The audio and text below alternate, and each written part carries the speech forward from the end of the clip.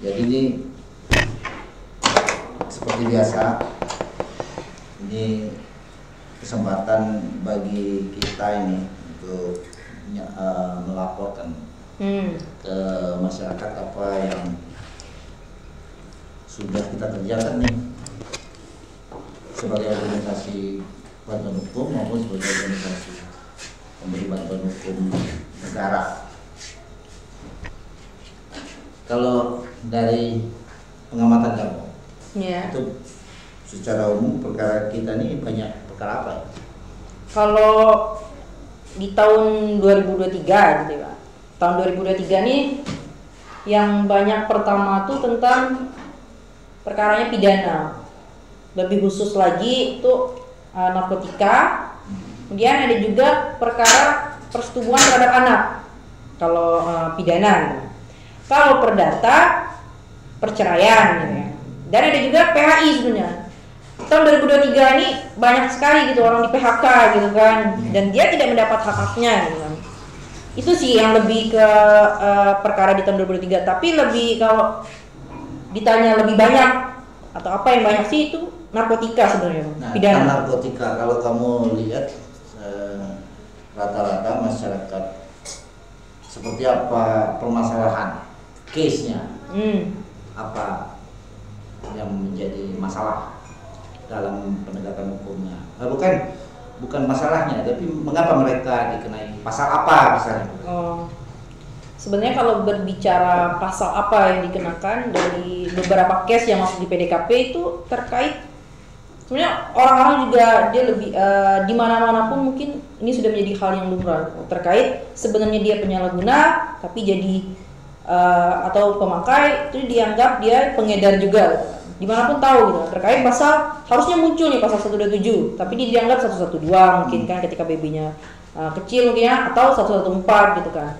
Tapi kan rata-rata tidak dimunculkan lah pasal 127, dimana kita tahu masuklah nih kan isu-isu terkait 127 kalau ada uang gitu kan di dunia hukum kan. Sebenarnya hal-hal seperti itu menurut saya tidak seharusnya ada gitu kan. Sejauh ini apakah kamu juga bisa melihat bagaimana strategi pembelaan yang disiapkan tim advokat dari PDKP Bubble? Nah, mungkin terkait tim PDKP Bubble terkait pembelaan gitu kan. Karena di tahun ini tentu sangat banyak sekali PK gitu kan. Kenapa bisa muncul PK? Itu ada merasa ketidakadilan dalam menghadapi putusan. Alasan yang dibawa biasanya terkait alat bukti gitu kan. Alat buktinya hakim tidak mempertimbangkan alat bukti lainnya. Ada urin yang tidak dimunculkan gitu kan.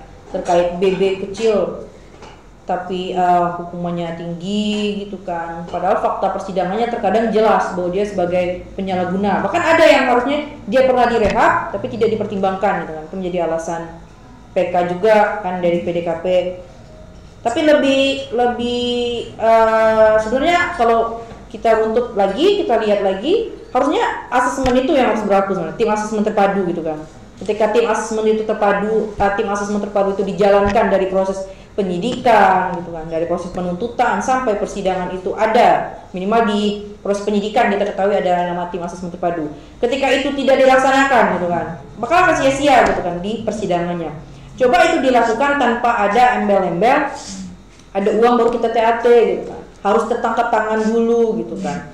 Ya kan kita tahu kalau menggunakan harus memiliki dulu kan. Itulah yang menjadi hal-hal yang sebenarnya sudah seharusnya lah undang-undang narkotika itu direvisi gitu ya kan. Siapa lagi kan yang mau revisi gitu Pak? Kalau lihat geografisnya itu dari mana aja tuh klien bantuan hukum kita itu terkait perkara narkotika. Kalau geografisnya kan letak di mana yang paling banyak tuh kan. Kalau saya lihat sih di Bangka Selatan ya.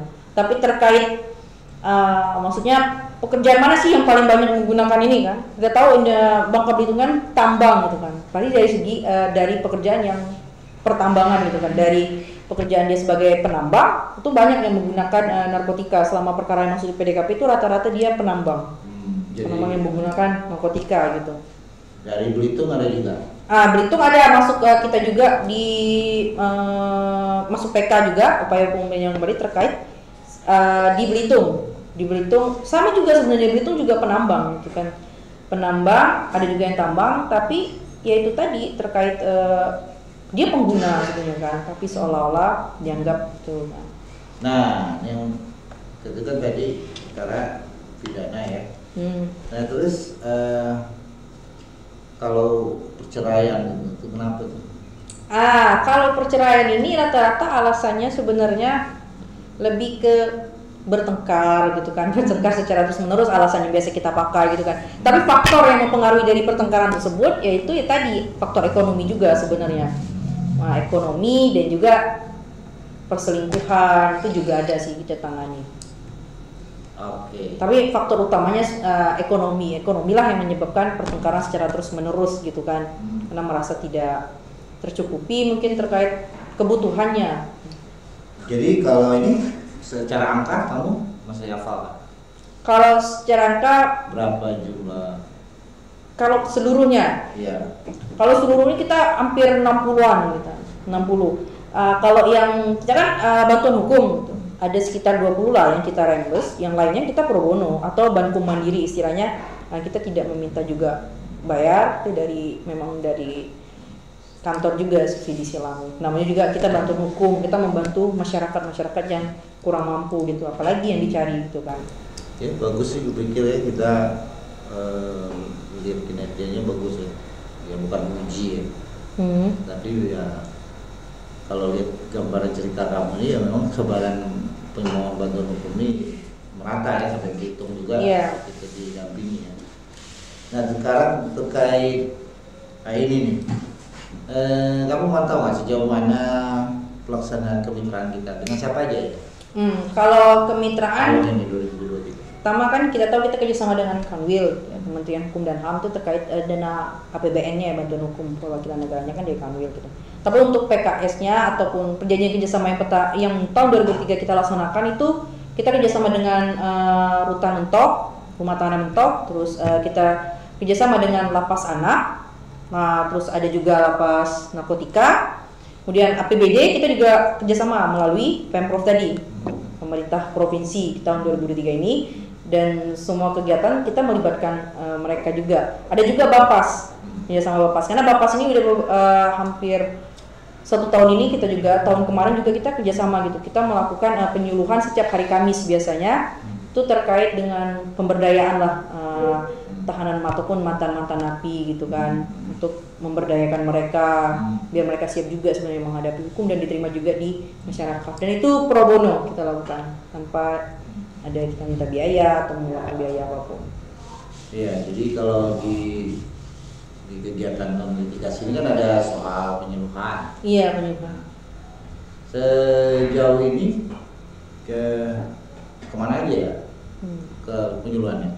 Ya, sebenarnya kami juga sebenarnya cukup banyak melakukan penyuluhan ya. Namun di tahun 2023 ini kami berusaha untuk melebarkan sayap lah PDKP gitu kan. Kami pernah melakukan penyuluhan di Lapas Langkat, Sumatera Utara, kemudian Lapas Medan juga. Kenapa kami sampai jauh gitu kan? Karena yang namanya mengakses keadilan memang harus jauh gitu kan. Untuk mendapatkan keadilan kan bukan hanya Bangka Belitung kan. Kami harus keluar juga karena kami tahu di mana-mana pasti butuh yang namanya keadilan. Kami menyampaikan sebenarnya inti dari undang-undang bantuan hukum itu kan, bukan hanya khusus kita aja gitu. Kami menyebar ke manapun. Kemudian kami juga ada penyuluhan di Belitung, kita pernah di Belitung, Medan, dan insya Allah kami bakal melakukan penyuluhan di mungkin Jabodetabek nantinya, karena kami punya misi yang besar gitu untuk bantuan hukum, khususnya PDKP Bubble gitu kan. Kita bakal melakukan proses-proses itu gitu. Kalau menurut kamu bagus nggak undang-undang bantuan hukum? Kalau menurut ini barang baru baru 2011. Kalau menurut kami khususnya PDKP undang-undang ini bagus ya, karena membantu masyarakat, khususnya masyarakat yang kurang mampu gitu kan. Undang-undang itu kan mempunyai tujuan lah untuk dibentuk ya, dan saya rasa undang-undang ini cukup bagus dan bisa memberi ruang masyarakat untuk mengakses keadilan dengan mudah gitu kan, dan juga memberitahu gitu kepada masyarakat bahwa negara ini hadir gitu. Dengan apa? Dengan undang-undang bantuan hukum salah satunya gitu, ketika masyarakat menghadapi dengan hukum. dari sisi hukumnya ya. Kalau berbicara dari sisi hukumnya, undang-undang bantuan hukum bagus.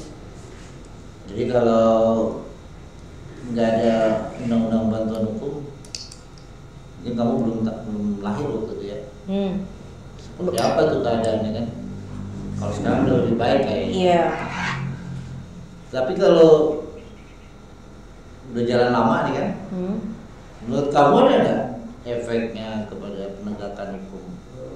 Mau nggak mereka berubah? Kan begitu ya. Iya. Kan sekarang kasus-kasus rakyat tuh ada PH-nya gitu. Nah, sementara kita tahu kehadiran undang-undang bantuan hukum kan pasti untuk memberi persamaan hukum. Sejauh ini dari penanganan yang kamu lihat, ada efeknya dengan ada hadirnya relator? Kalau sejauh ini ada efek atau enggak untuk masyarakat yang didampingi? Sebenarnya ada, jadi memberi rasa percaya diri sebenarnya ke masyarakat dalam menghadapi proses hukum lah gitu kan. Kita ketahui, tapi sebenarnya terima atau enggak APH-nya, mungkin ada yang terima ada yang enggak ya. Karena setiap pendampingan masih ada juga PH-PH yang menyampaikan gitu kan, dari pesan dari terdakwanya langsung gitu kan, jangan pakai penasihat hukum, jangan pakai ini gitu. Nah itu tuh. Nah, jadi masih cukup sering nggak ada? Kalau dengar di tahun? Ya kalau di tahun 2003 masih ya, masih saya dengar terkait jangan pakai PA. Ya kenapa maksud saya? Karena kan kita sama-sama aparat penegak hukum juga kan, yang kita juga masuk ke dalam sistem peradilan pidana juga kan, kita masuk gitu kan sebagai pengacaranya gitu kan. Kan bukannya lebih bagus gitu ketika terdakwa atau terpidananya didampingi gitu kan, jadi kan tidak menghukum orang yang salah nantinya kan, walaupun menghukum tapi sesuai dengan aturannya nanti kan. Karena yang paling utama KUHP kita itu kan melindungi hak-hak tersangka yang paling utama ya. Ketika hak-hak tersangka itu tidak dijaga atau tidak dilindungi, menurut saya cacatlah proses penegakan hukum tersebut gitu kan. Dimana dalam proses untuk menghukum orang yang salah kan banyak faktor, dan harus banyak juga hak-hak tersangka itu harus dilindungi, harus dijaga. Jangan pada saat BAP memaksa untuk berlaku kasar nantinya kan kita nggak tahu kan. Itu kan ada yang masyarakat yang tidak tahu dia bersalah atau enggak, walaupun bersalah dia nggak tahu nih salahnya yang mana gitu kan nantinya kan. Maka disitulah perlu kehadiran advokat gitu kan. Kita ketahui bahwa di hukum yang di atas 5 tahun kan wajib didampingi sebenarnya. Didampingi itu bukan hanya penunjukan damping, tapi memang tidak mendampingi gitu, hanya sekedar nama aja dicatat di dalam BAP kan, banyak kan gitu kan. Rata-rata kami tanya ke tersangka atau terdakwanya atau klien kita lah, ini kan udah didampingi gitu kan, tapi faktanya tidak didampingi, hanya nama saja. Nah itu harus dirubah menurut kami, karena kan kita ketahui tujuan dari hukum itu adalah mencari rasa keadilan, kepastian gitu, dan kemanfaatan. Ya, jadi kalau tadi kan ke masyarakat tuh. Ya. Kalau kamu lihat nih kan dengan hadirnya advokat pendampingan di setiap lini gitu ya, sampai dari penyidikan mungkin. Nah itu bagaimana? Ada memberi dampak nggak kepada lembaga seperti kepolisian, kejaksaan, pengadilan gitu? Mereka kemudian merasa lebih baik atau merasa gimana gitu? Nah. Sebenarnya harusnya mereka merasa lebih enak gitu kan. Iya, karena kan sudah didampingi, sudah jelas arahnya kemana, mereka juga enak. Ya karena begini ya, kalau menurut saya dulu itu kan dokter ya. Iya. Itu sepi loh. Kalau ini kamu belum lahir ya, itu kalau kita ke ruangan dokter, itu sepi. Tapi dia senang. Profesinya, keren gitu. Derajatnya itu tinggi. Iya. Tapi kalau sekarang tiba-tiba BPJS itu dokter itu banyak, makin lebih enak sebenarnya kan. Iya. Sekarang dia banyak pasiennya, banyak dikenal, ketemu sini, Pak dokter terima kasih mamaku udah ini gitu ya. Banyak doa-doa yang baik kan datang. Saya juga kalau ada perasaan-perasaan gitu ya. Iya. Perasaan-perasaan ini ada kok jadi mempersulit gitu-gitu ya. Yang ya toh ini kan kalau makin banyak perkara, boleh disebut perkara ya, maksudnya mendoakan banyak perkara, dan sampai ke persidangan kan artinya banyak pekerjaan, kan begitu ya. Dia lebih mudah sebenarnya gitu kan. Tapi nggak pernah ya dengar, ribet gitu makin ini gitu kan, karena kalau ada ada yang mendampingi ini jadi ribet nggak ya? Ada sebenarnya, masih ada juga sebenarnya, masih ada juga APH yang seperti itu mungkin. Kalau di tahun 2023 ini masih ada saya dengar yang seperti itu. Maka seharusnya kan saya bilang tadi gitu kan, harusnya tidak perlu merasa seperti itu gitu kan. Jalanin aja, namanya juga proses gitu kan, dan ya misalnya didampingi pun lebih enak kan. Misalnya gini nih, kayak di kepolisian lah. Nah, kemudian tuh datang tuh tim kalian kan, minta ini minta itu gitu. Itu kayak gimana tuh sejauh ini kepolisian menanggapi? Kalau sejauh ini sih dikasih. Setelah misalkan kita minta BAP itu lancar-lancar aja. Cuma memang masih ada obrolan-obrolan. Itu gimana? Kalau saya sih masih boleh lah, kan hukum acara. Tapi nggak ada wajah-wajah, aduh gitu. Nah, kalau itu ada lah mungkin ya. Belakang di depan nggak kelihatan. Tapi ada lah kita dengar di proses penyidikan mungkin kan. Kita minta rubah BAP, ngerasa gimana gitu kan. Jangan diberbelit, nanti diberatin. Iya, masih ada kayak gitu sebenarnya jadi masalah nih kan APH ini kan.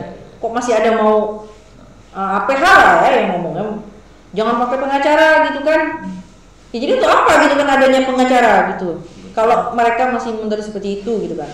Kan tugasnya aparat ini kan mengayomi gitu kan. Sebenarnya menegakkan hukum lah dengan benar.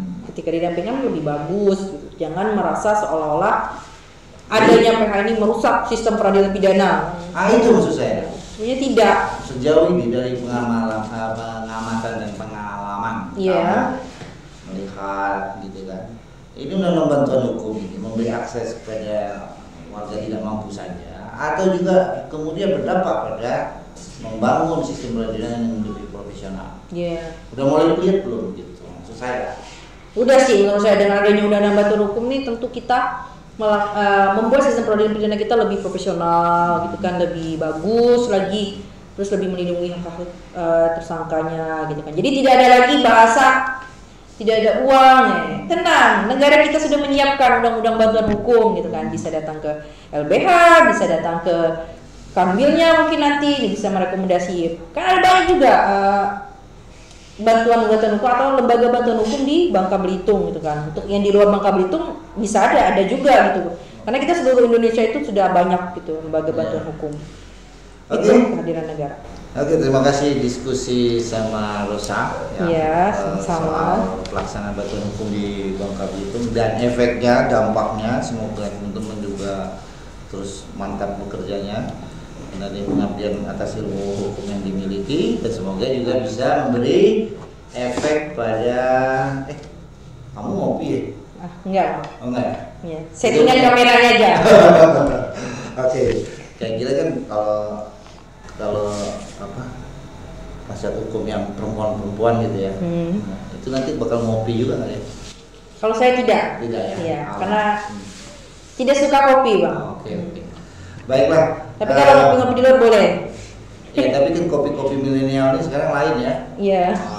Bentuknya kok aneh. Green tea kita, Bang. Ya, biasa minum green tea gitu-gitu. Itu nama produknya berarti bakal. Bukan nama produk. Ya, baiklah. Jadi dan semoga bisa juga memberi efek pada sistem peradilan yang lebih profesional ya, lebih menghormati hak asasi manusia. Sampai sini dulu laporan saya. Baik. John Ganesha dari kantor PDKP Bogor.